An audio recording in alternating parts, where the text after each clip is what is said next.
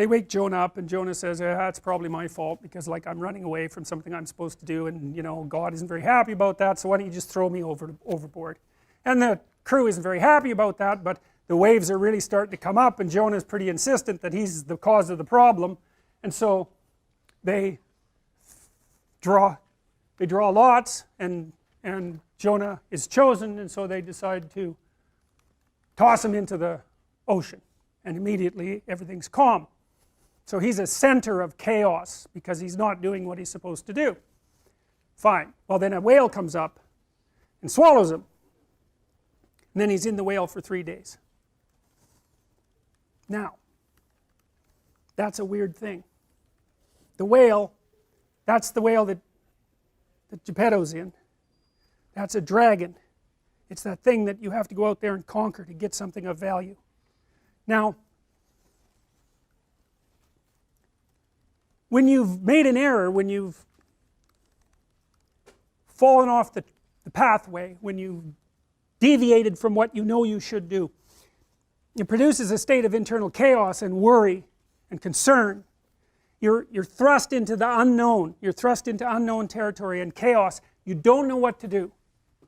And that's often symbolized by the encounter with a monster, like a dragon, or something that lives under the water. And I think the reason for that is, as far as I've been able to tell, is that human beings, because we've been prey animals for forever, in our battle with carnivorous lizards, for example, and alligators, and even dinosaurs, because there were dinosaurs around at the time of our most distant ancestors. And there was even a cat at one point that was adapted with teeth to pierce human skulls. So it had a head that was exactly shaped to grab you here and put a tooth through the back of your skull. So like, we've come through some rough times, man, and we have a system in our mind that's a threat predator detection system.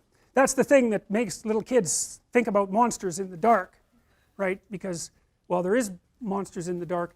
Parents always say, well, there's no monsters in the dark. It's like, that's not true.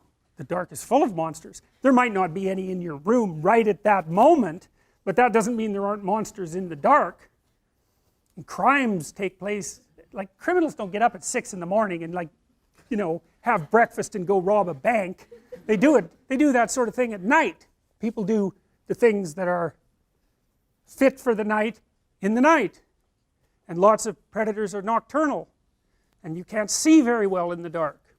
And kids aren't stupid, you know. They've evolved to stay pretty damn close to the fire, because the kids that wandered away from the fire got picked off by hyenas and lions and, you know, crocodiles and whatever else the hell was out there to eat the unwary. So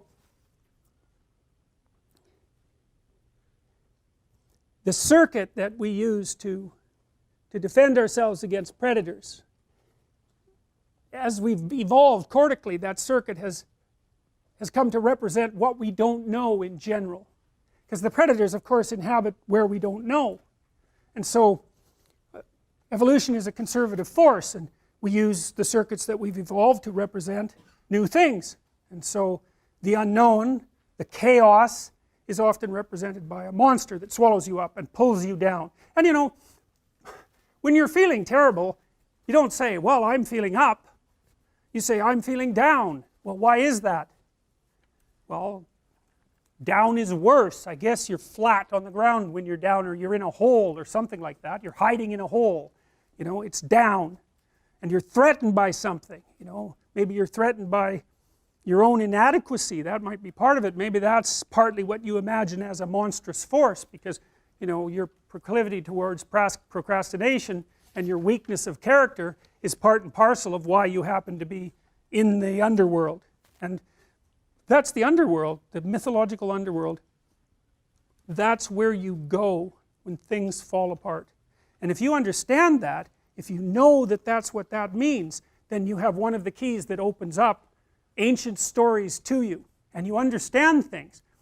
Your life can be organized and going very well, and then something comes up, and poof, everything changes. Some axiom that you were living by, and it might be the existence of a partner, it might be a job, it might be your health, any of those things, gone.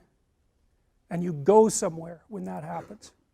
You go somewhere. It's a state of being. You're still in the same world, but it's not the same at all anymore. Everything about it is different. It's all negative and dark, and you don't know what to do. You're confused. And so, what do you do down there in the underworld when things have fallen apart? Especially if it's the worst possible case scenario and you realize that you actually had something to do with your demise. That's really annoying, you know, when something bad happens to you and then, you know, you grind yourself into bits trying to figure out what the hell happened, and then you realize that, well, you were playing a causal role. Now, sometimes you're so depressed you assume you're playing a causal role and you weren't. It's not easy to figure out by any stretch of the imagination, and it isn't that everyone who does something terrible is at fault for it, but sometimes you find that you were off the path somehow, and maybe even that you knew it and that you didn't attend to it, and that's why all of this hit the fan. And so then down there in that chaos, you decide that you're going to do what you're supposed to do instead. And then maybe you get to rise up again, renewed, if you're lucky, and then you can go fix the city. And that's what this story is about.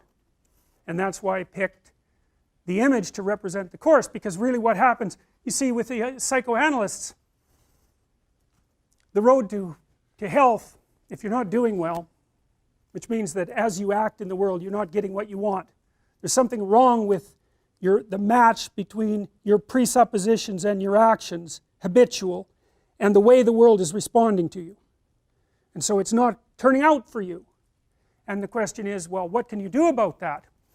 And one answer might be to examine yourself for presuppositions and action patterns that are not serving you well, and to find out what they are and what to do about them. And maybe some of that is, maybe you're not moving forward because of fear, and maybe that fear is grounded in terrible experiences that you had in the past that you've never been able to understand. And maybe one of the ways of gluing yourself back together and expanding your personality so that you could in fact live properly in the world is to go back to those terrible events and untie them and straighten them out and understand them and drop them. And that's what psychotherapy is about in large part. Psychoanalytic, behavioral, doesn't matter. What are you afraid of? What are you avoiding? What are you failing to develop? Maybe from fear, maybe from avoidance, God only knows, maybe from disgust. How can you get over it? How can you reclaim those parts of yourself?